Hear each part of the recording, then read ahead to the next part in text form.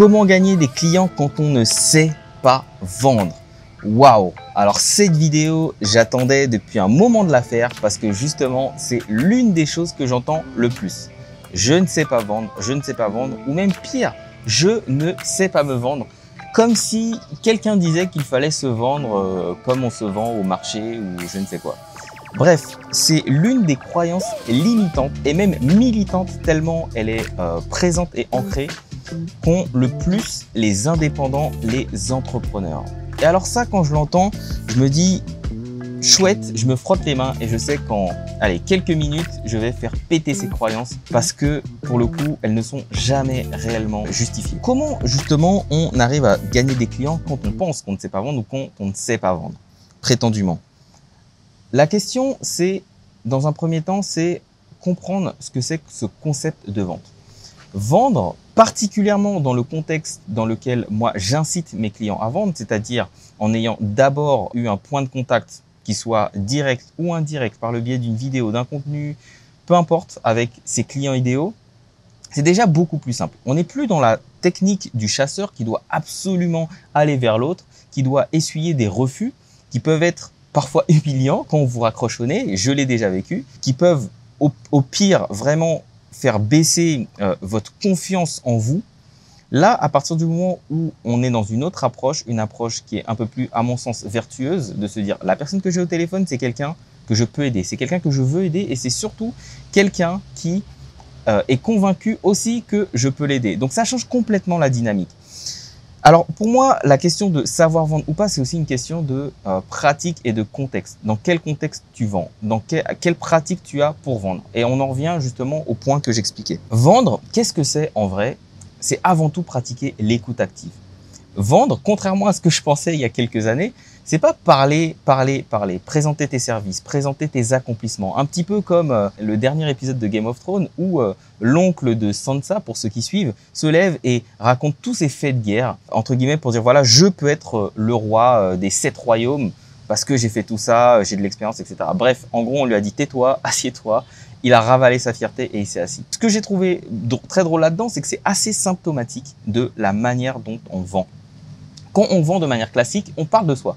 J'ai fait ça, j'ai fait ça, j'ai fait ça, j'ai cette expérience, etc. On pense que c'est ce qui va convaincre la personne. En vrai, plus on dit ça, plus il y a des warnings qui se mettent en place dans la tête de la personne et qui tout simplement font douter des dires. Imagine si tu as un rendez-vous galant et que tu dis à la personne « Voilà, je suis un super amant, je suis l'homme le plus génial de la planète, il n'y a pas plus gentil que moi, il n'y a pas plus à l'écoute que moi, etc. » Waouh, je pense que la personne en face, elle va se dire « Bon, ok, lui, je pense que c'est un joueur de flûte de première, flûte de pan, flûte traversière, tout ce que tu veux, mais c'est quelqu'un qui veut juste m'endormir. » Et c'est un peu ce que pense ton client quand tu essayes de lui vendre ta sauce. Quand tu lui montres ton portfolio à toutes les sauces et que tu lui dis « Voilà ce que j'ai fait, voilà mes accomplissements, etc. » Pourquoi? Parce que ce qui compte pour ton client, ce n'est pas toi. Et ça m'a pris du temps à le comprendre.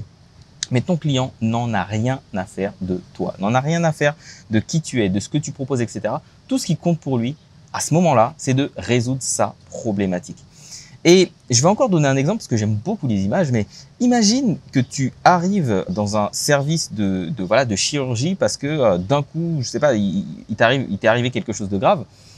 Et le chirurgien se met à te dire, voilà, j'ai fait telle école, et puis j'ai fait ça, et puis j'ai opéré André Agassi, et puis j'ai aussi opéré Alain Prost à l'époque, et puis tu vas le regarder comme ça en disant, écoute, c'est super, c'est génial, mais moi, ce que je veux, c'est résoudre ma problématique. C'est mon problème que j'ai là, c'est que tu puisses le résoudre le plus possible, et c'est tout ce que j'ai envie de savoir. Est-ce que tu peux m'aider à le régler? C'est la même chose. Ton client ne souhaite pas forcément connaître tous tes faits de guerre. Ce qui compte à ce moment-là, c'est sa problématique. Donc, comment est-ce que tu lui parles de sa problématique?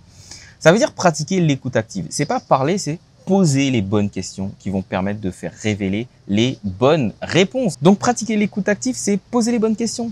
Et ça veut dire que ton rôle dans une discussion, dans un échange avec ton client idéal va être de parler 20% du temps et de le faire parler 80% du temps.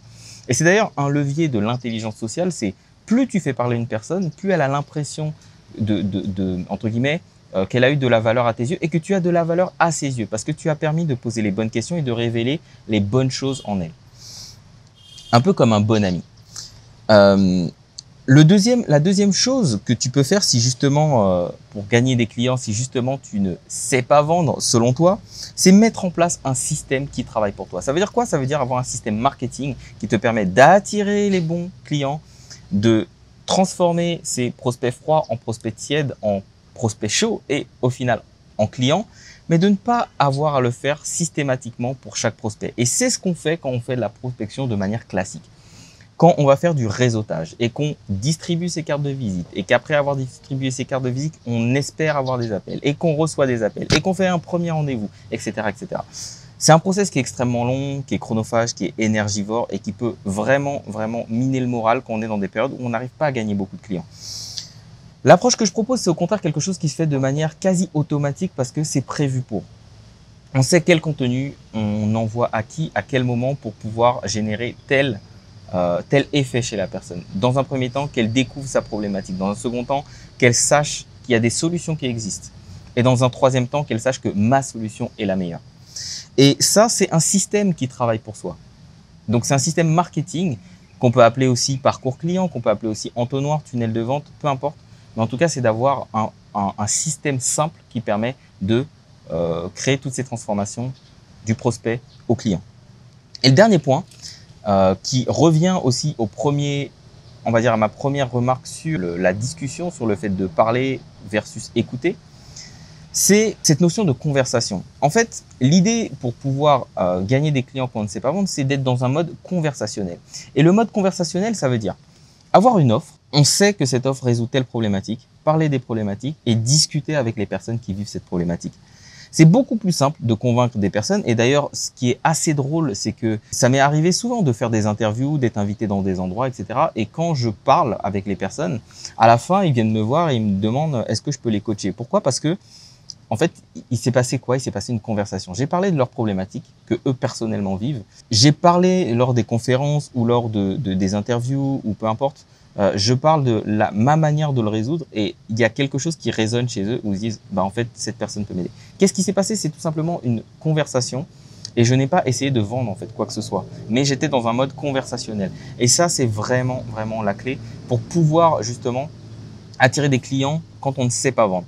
Quand on ne sait pas vendre, on sait tous parler. Et d'ailleurs, je pourrais même dire qu'on est tous confrontés à un moment dans notre vie où on doit vendre quelque chose. Et vendre, je vais prendre beaucoup plus de recul. Vendre, c'est pas uniquement le fait qu'il y ait une transaction. Je peux vendre une idée, entre guillemets. Est-ce que tu as des enfants aujourd'hui? Est-ce que tu n'es pas le meilleur vendeur, entre guillemets, quand tu essayes de leur vendre le fait d'aller dormir plus tôt, ça va être mieux pour pouvoir se lever frais le matin. Le fait de leur dire que aller prendre la douche, c'est génial pour telle et telle raison. Tu dois systématiquement négocier avec tes enfants pour pouvoir obtenir certaines choses. Après, il y a d'autres approches, peu importe, mais on est déjà dans une négociation. Est-ce que tu négocies pas avec ton conjoint, ta conjointe, avec peut-être parfois ta belle-mère? Bref, tu dois être dans ta vie, dans des moments où tu dois, entre guillemets, persuader et donc, entre guillemets, vendre ton idée. Quand tu vas à un entretien d'embauche, tu essayes de vendre quelque chose, vendre le fait que tu es la bonne personne pour ce poste, etc. Donc, on est tous confrontés à des situations où on doit vendre quelque chose, même s'il n'y a pas, entre guillemets, directement de transaction financière. Et ça se fait par la conversation. Donc, on a tous cette capacité à être dans la conversation, à être dans l'écoute active et à pouvoir convaincre.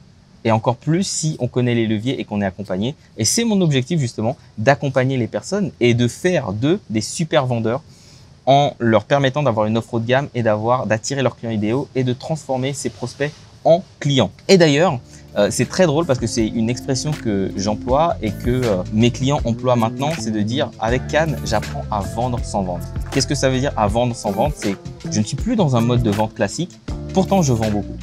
Si tu as aimé cette vidéo, n'hésite pas à la partager, n'hésite pas à commenter, à me dire si tu es d'accord et même si tu n'es pas d'accord.